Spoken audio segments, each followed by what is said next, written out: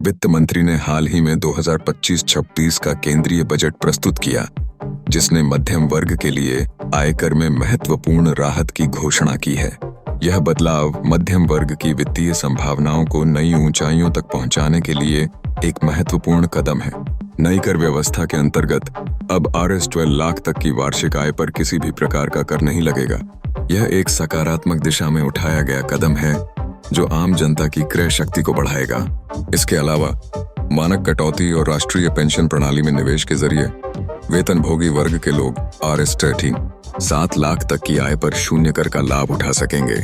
नई आयकर स्लैब में किए गए परिवर्तनों से यह स्पष्ट होता है कि सरकार मध्यम वर्ग की चिंताओं को सही तरीके से समझ रही है। Rs 2 से Rs 4 लाख तक की आय पर कोई कर नहीं लगेगा, जबकि Rs 4 लाख से Rs 7 लाख तक 5% का कर लगाया जाएगा। यह सरलता से देखा जा सकता है कि नई व्यवस्था से श्रेणियों का विस्तार हुआ है। बजट में कृषि उत्पादन हेतु विशेष ध्यान दिया गया है। दालों और कपास के लिए विशेष मिशन की शुरुआत की गई है, जो किसानों और कृषि के क्षेत्र में निवेश को प्रोत्साहित करेगा।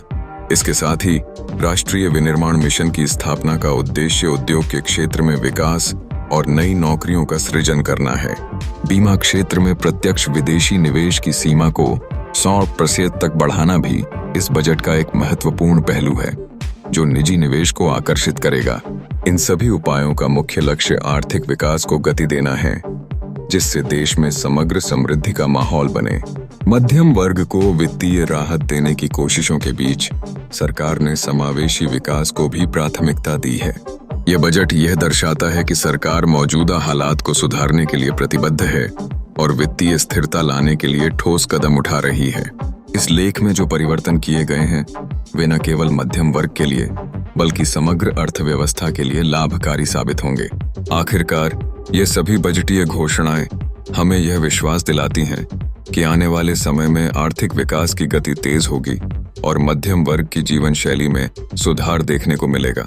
यह बजट दर्शाता है कि सरकार ने भारतीय समाज की आवश्यकताओं को समझा है और उनके अनुसार कदम उठाए हैं।